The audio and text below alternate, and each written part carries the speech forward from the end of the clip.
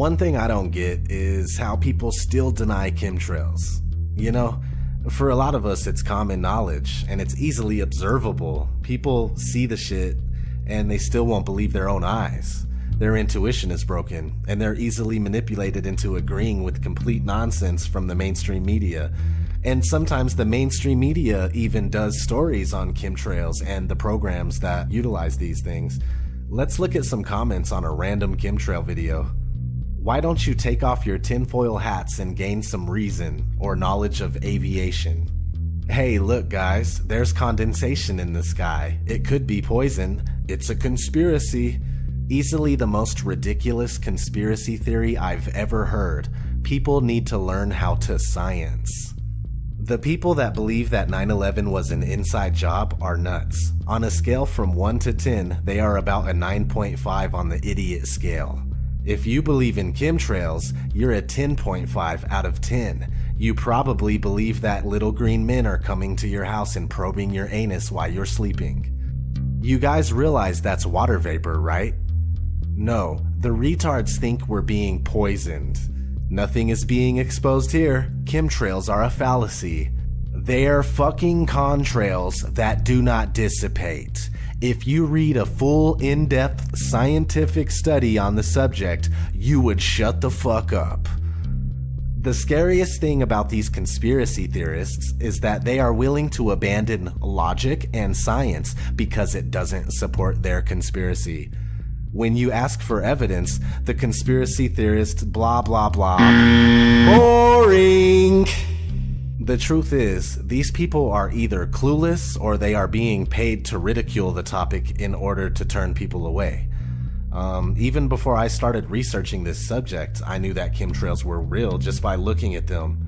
Seeing completely blue skies turn into milky, misty, otherworldly looking alien skies, it just gets so ugly and you could see the hazy particles in the atmosphere all day. Furthermore, just take a quick look at the infamous NASA document that was leaked in 2001. It goes over aerosol warfare. So check this out. This was written by Dennis M. Bushnell, Chief Scientist at NASA Langley Research Center.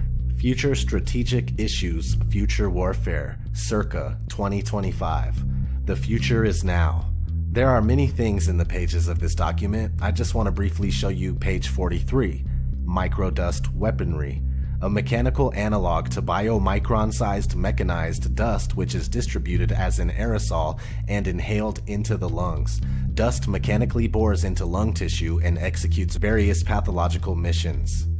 And here on the bottom, a wholly new class of weaponry which is legal. So is the future in 2025 or is it now? You know, that really doesn't even matter. If this paper was released in 2001, then they obviously have been working on things like this and programs like this for many years, most likely many decades. And the paper says circa 2025, which means roughly 2025. I think depending on how you look at it, the time we're living in now can be defined as roughly 2025. And check this out. We go to metabunk.org where this dude named Chuck is like, I found this supposed NASA document. Is it real? And Mick West replies, it's not a new document. It's an old PowerPoint presentation from 2001. There's nothing new in it that's not in many other books and papers on the future of war or futurism in general. Then it just goes on talking that usual Mick West bullshit. So this presentation is nothing to worry about because it's a few years old? Are you kidding me? At least he tried, I guess. After all, he is only an employee for someone that doesn't want information getting out. But still, fuck Mick West. We're gonna hop into this segment on geoengineering from the documentary Shade, the Motion Picture. I highly recommend watching this documentary. The chemtrail piece is top notch and very compelling. It just might be the ticket to changing some stubborn minds. So definitely share this with people. Let's roll it. If you control the weather, you control everything. You can control every food supply and literally every political system. So what is geoengineering? Well, it's simply the manipulation of our weather by foreign agents. Geoengineering is now defined as large-scale manipulation of the planetary environment. This is to counteract man-made climate change. This is what the Royal Society published. This is what they put out. So this is their definition, their term of geoengineering. We have this issue, which we all have to address and is of major importance to all of us, to know that people are modifying our weather.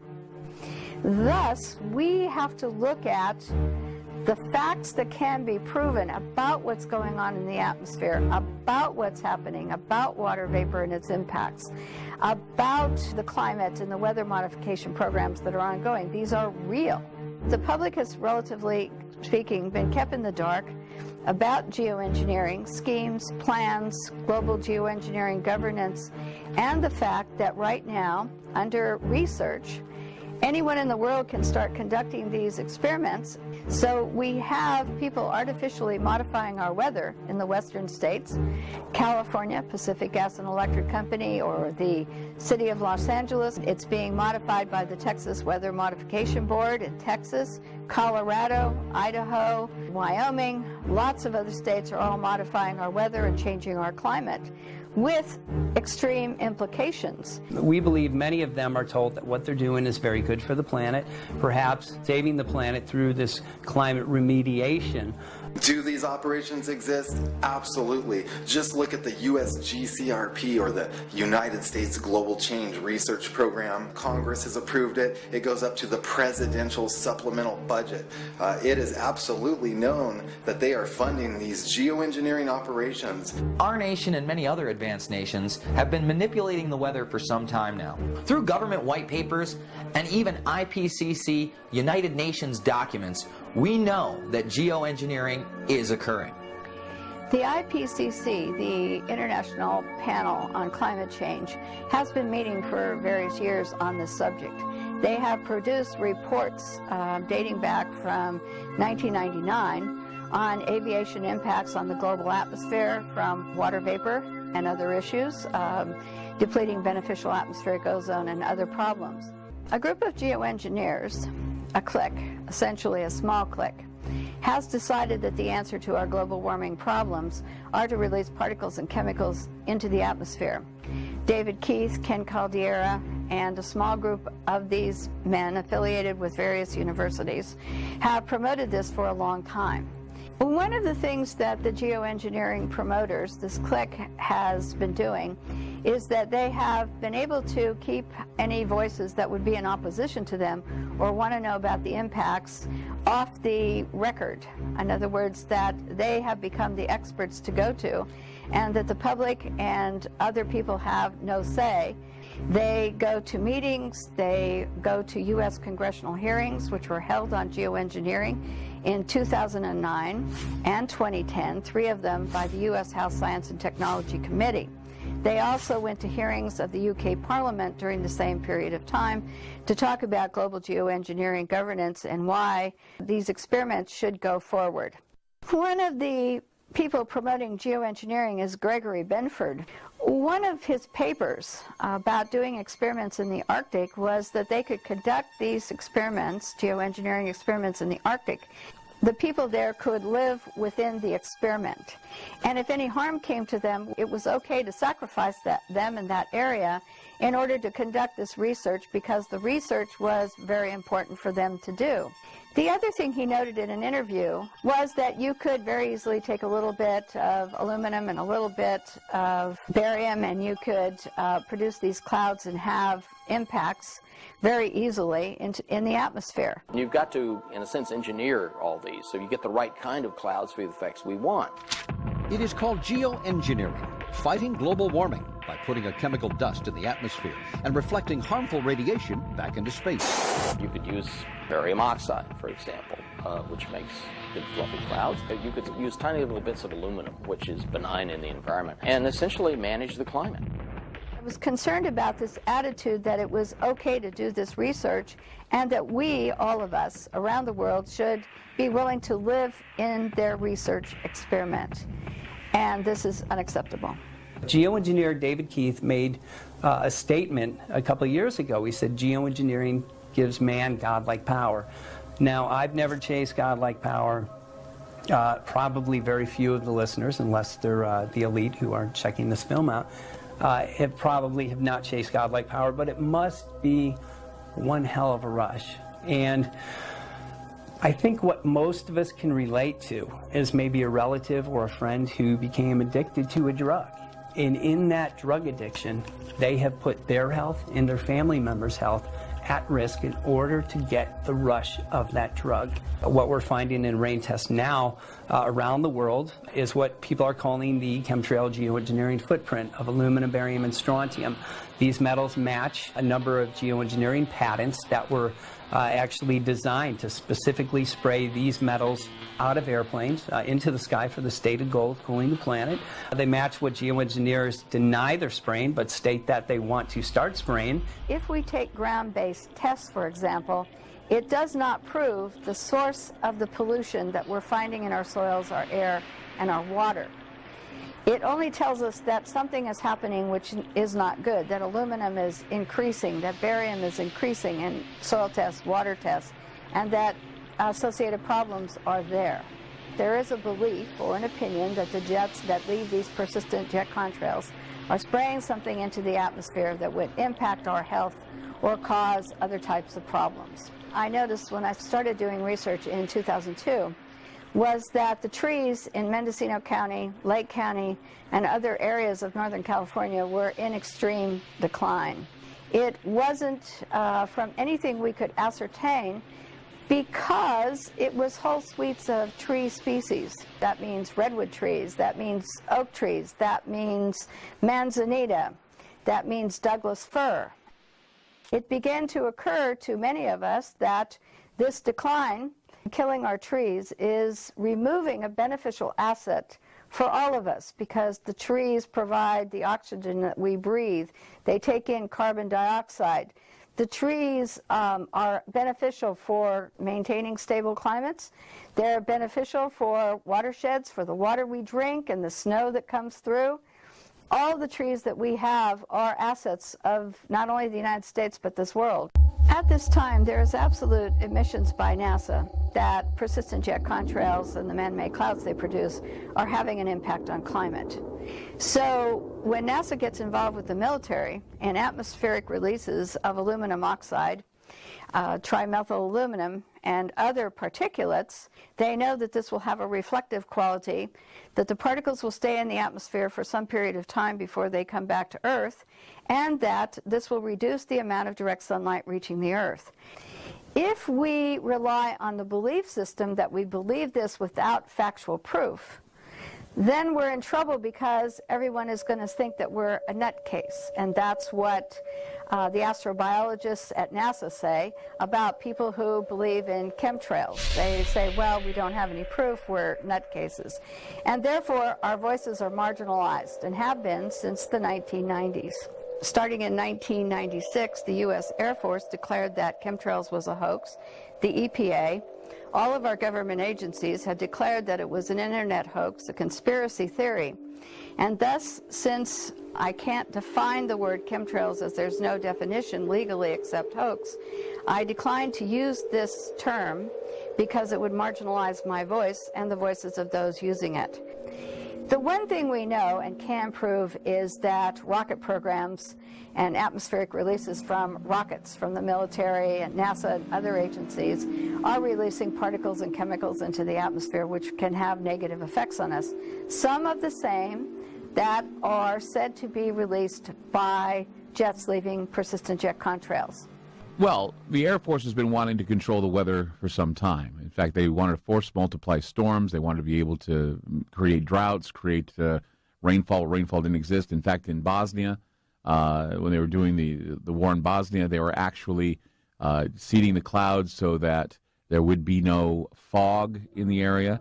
There's a military document called Owning the Weather by 2025. That's an expressed interest of our military. Aerosols are required to corporatize and control our weather. What we see in the sky on a regular basis, these long white trails that do not dissipate, they actually form artificial clouds and block the sun, is an expressed goal of geoengineers. Aerosols are discussed in these papers time and time again. So what are these aerosols? They talk about how they need to spray these metal particulates less than 2 microns in diameter into our upper atmosphere to shield us from radiation, and this is supposed to be good for us. David Keith talked about using aluminum oxide to be released by small airplanes or jets. And he talked about having to use water vapor as the medium, whereby an aluminum oxide gas could be sprayed into the water vapor produced by jets, and that the rate of flow, by controlling it, they could control the size of the particles. And the smaller the particle size in controlling this process, the longer these particles would remain in the atmosphere. The metal particulate, which are nanoparticles, they act as what's called cloud condensation nuclei. So when they're introduced into the atmosphere, instead of water, when it evaporates, condensing and forming as clouds, it will actually condense on this metal particulate, and instead of falling as rain, it drifts. At night, those aerosols act as a blanket, and they trap heat and actually exacerbate global warming. We've seen a great increase in nighttime highs since these programs have really been ramped up in the past 10 to 15 years.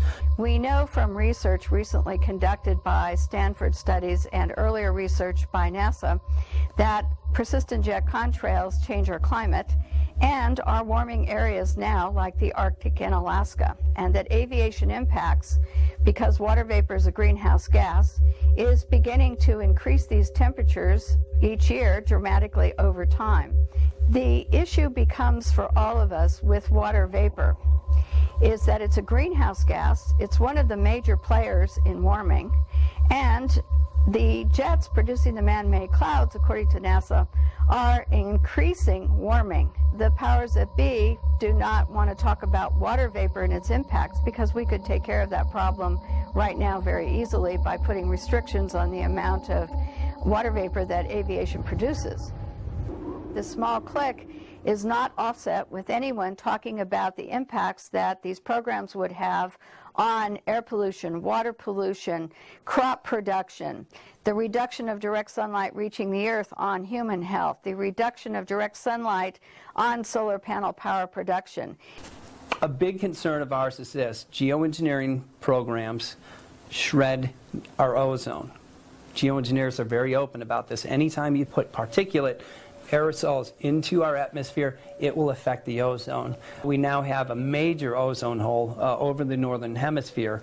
The chain reaction that occurs begins to reduce the amount of direct sunlight and can reduce photosynthesis, which all crops, trees, plants, and everything need to survive. We now have an issue called global dimming. The Earth is now receiving 20% less sun than it did just a couple of decades ago. So it's of great concern. There's nothing left untouched on the planet that this does not affect. This is referred to in these documents as SRM, or Solar Radiation Management. And what does solar radiation management mean? It means blocking the sun. The USDA estimate that crop loss in 2030 will double due to abiotic stress. What is abiotic stress? Abiotic stress is everything that chemtrail geoengineering programs create. It's the drought conditions, it's heavy metal contamination, it's too much moisture, it's also fungal overgrowth. Because our sun is blocked, we have an overgrowth in fungus, which is destroying a lot of our crop. More molds, mildews, fungus, and pests are able to proliferate because of the warmer temperatures at night caused by the man-made cloud cover produced by the jets. Geoengineers are very open about the fact that geoengineering creates drought. And if you look at the global drought monitor, most of the world now is in drought. Geoengineers state that geoengineering will create droughts in Africa and Asia. Guess what? We have droughts in Africa and Asia. Every day they spray, they are destroying our protective layer. And again, no ozone, no life on the planet. Many people now are beginning to notice that they burn very quickly when they go out into the sun. The reason for that, again, is our protective layer is being shredded every day. No protective layer, no life on this planet. These experiments, and with global weather patterns and with jet streams and all kinds of things, can get out of hand and can have impacts on people worldwide. And they're actually terraforming our planet. That's right, they're terraforming our planet. They're changing the very environment that we live in, and they're making it hard for humans to live in this atmosphere, hard for our plants to live, hard for our animals to live. We are not going to have a future. This is a big issue. Yes, we can geoengineer our atmosphere, but we're also working on geoengineering the oceans with ocean iron fertilization program, which was and has been initiated to show that it's not successful and causes harm to our oceans. We're seeing the ramifications of this geoengineering in our everyday lives. We're seeing soil being polluted with the agents that are being sprayed: barium, aluminum oxide, and strontium. Now what happens is when the chemtrails start to descend upon the Earth, it oxidizes into what's known as aluminum oxide. This acidifies the soil, devastating crops, water. It can go in and actually make so fish can't take oxygen from the water anymore. This causes them, of course, to die.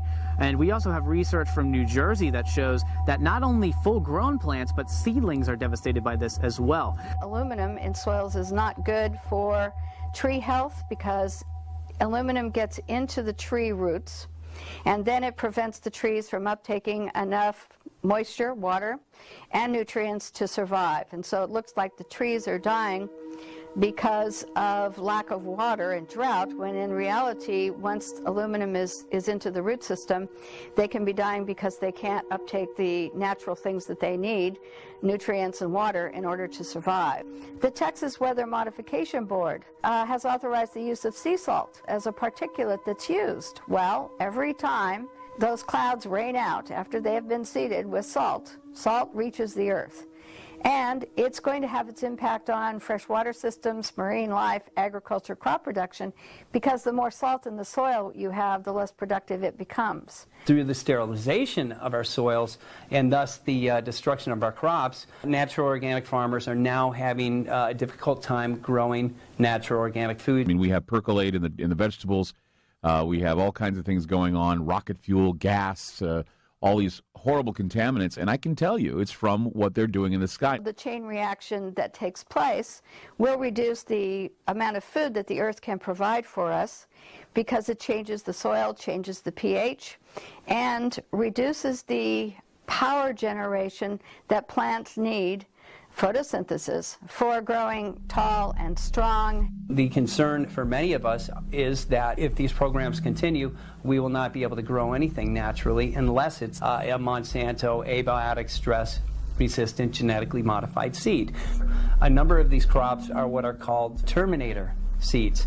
They do not regenerate. So year after year after year, the farmer has to go back to Monsanto, which literally puts the farmers in complete debt. The farmers that are not able to recoup their losses due to the flooding, due to the drought this summer, now are selling their crops for pennies on the dollar.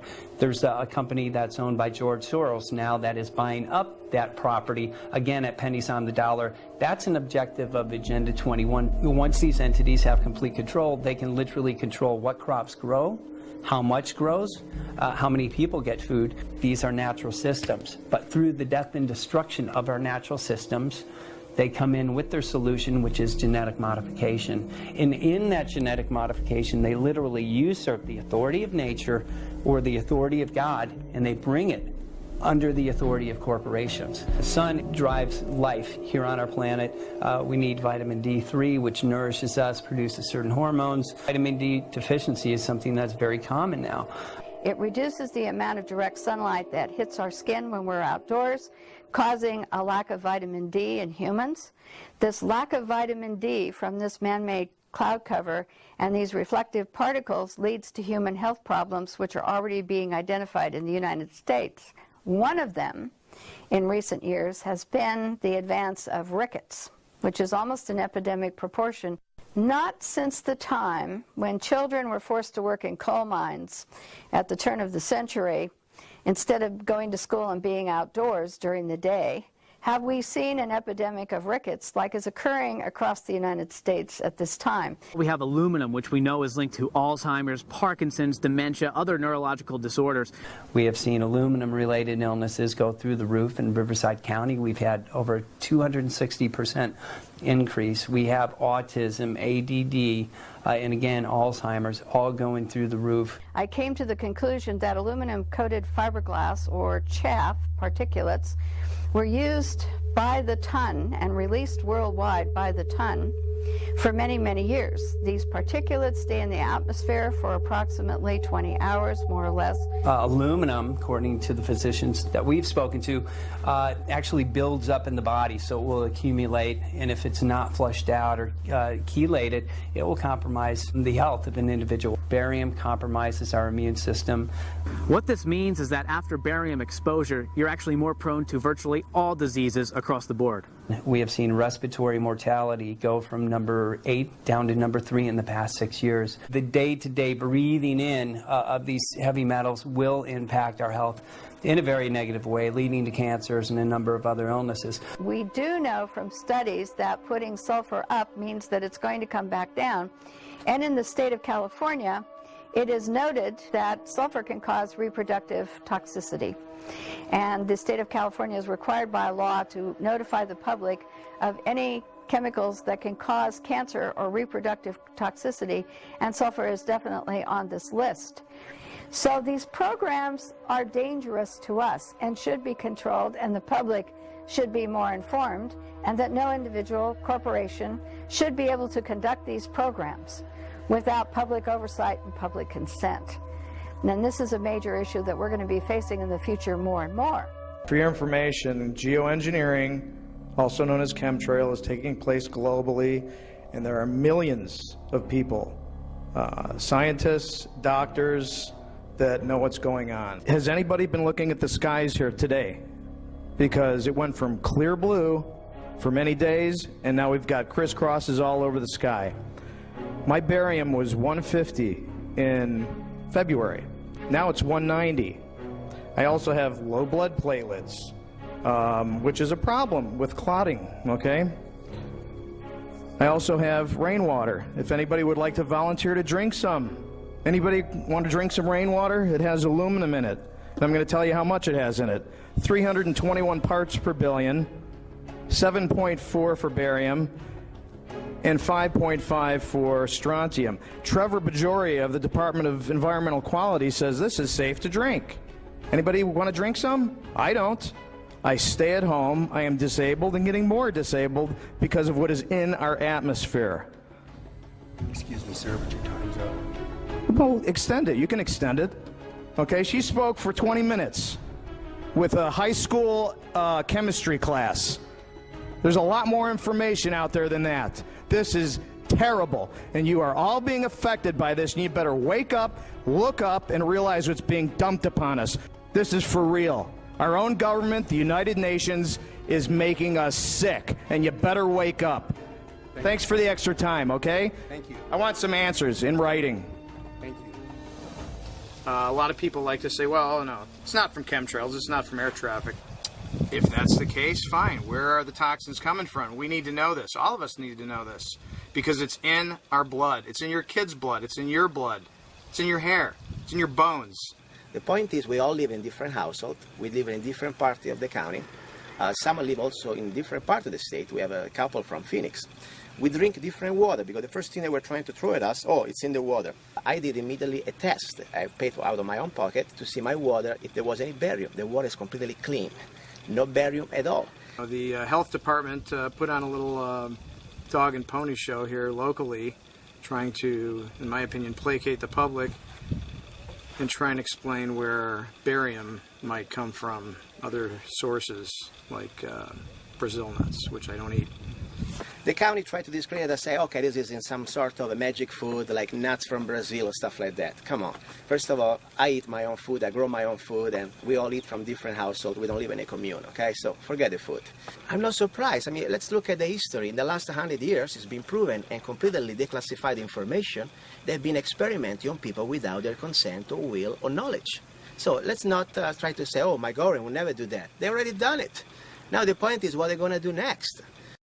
This next story is so unbelievable, we didn't think it could possibly be true. But after receiving thousands of records and declassified reports from the Army, it's confirmed that during the Cold War, the United States military conducted secret tests on unsuspecting people in the city of St. Louis. Lisa Martino Taylor's life work has been to uncover details of the Army's ultra-secret military experiments carried out in St. Louis and other cities during the 1950s and 60s. This study was secretive for a reason. They didn't have volunteers stepping up and saying, yeah, I'll breathe zinc cadmium sulfide with radioactive particles. These Army archive pictures show how the tests were done in Corpus Christi, Texas in the 1960s. In Texas, planes were used to drop the chemical, but in St. Louis, the Army placed chemical sprayers on buildings and station wagons. City officials were kept in the dark about the tests. The Cold War cover story was that the Army was testing smoke screens to protect cities from a Russian attack. The truth, according to Martino Taylor, was much more sinister. After enough time goes by, the truth either gets completely hidden or it gets exposed, but still nobody does anything about it. We have to do something about this. Alright, so if you watched all of that, I really appreciate it. I'm going to end this video with a clip of a video that I found on the Of Geometry channel entitled Pilots, Doctors, and Scientists Tell the Truth About Chemtrails. Check out that channel for some good chemtrail videos. As always, this is ODD TV. Thanks for watching. Aircraft making a condensation trail is very similar in many ways to when you go outside on a cold day and exhale. You create a condensation trail. That little cloud is a condensation trail. Now, if you take a 2-mile walk on a cold day and you can turn around and you can see your condensation trail tracking all the way back for 2 miles. That's how crazy it is to think that what we're looking in the sky is actually condensation trails. The contrails, not the chemical, the contrails occur because of cold air, minus 30. It takes a high altitude, around 30,000 feet plus. There's carbon dioxide and water vapor in that exhaust. That turns to ice crystals, and that's what you see, the white stream behind it. Those white crystals of ice warm up, dissolve, and the smoke goes away. And it never lasts more than a minute. What we're seeing now, and I first could not believe it, and I started looking at the skies, and these are not normal, they're not natural. There's something going on, I don't know who it is or why they're doing it. All I can testify is it's not natural and it's not normal. It's got to be some outside influence doing that. Thank you. I'm here to give you testimony that chemtrails, they're not contrails, are indeed real. They're spraying almost every day. I watch the clouds and watch the spraying program going on. I want to tell you that we're in very great danger from the pollution that's coming down over us. And we've been led astray by the military-industrial complex, and they're responsible for the cloud's creation and weather manipulation programs. They're dark operations. That's why they're not out in the media. I look around and I see people are starting to look up and see this. Many times I've spoken about chemtrails, and I get this blank look on my face. What are you talking about? I'm saying, look up. As a pilot, before I fly, I look up. And so, boy, they're really out there working. When you look up at the sun and you see a white haze, that is aluminum floating in the air right now, and it's coming from the aircraft. There's a huge amount of aluminum being found because these sprays have aluminum, strontium, barium, manganese. And there's a lot of argument that aluminum is very common to be found, but aluminum is only common in a bonded form. It's not common in a free form, and we're finding high rates of free aluminum in the soil, which is not natural. The metal compounds that are being used are environmentally dangerous. We need to be monitoring them. We need to be testing them. Okay, these previous guys, I've watched exactly what they do, and yes, they are correct. I've seen exactly the same stuff, so ditto marks on those. You want some figures? Okay, latest water test, tested the rain. 13,100 micrograms per liter of aluminum in the rain in 2013. Normally, it should be 0. Don't forget to subscribe.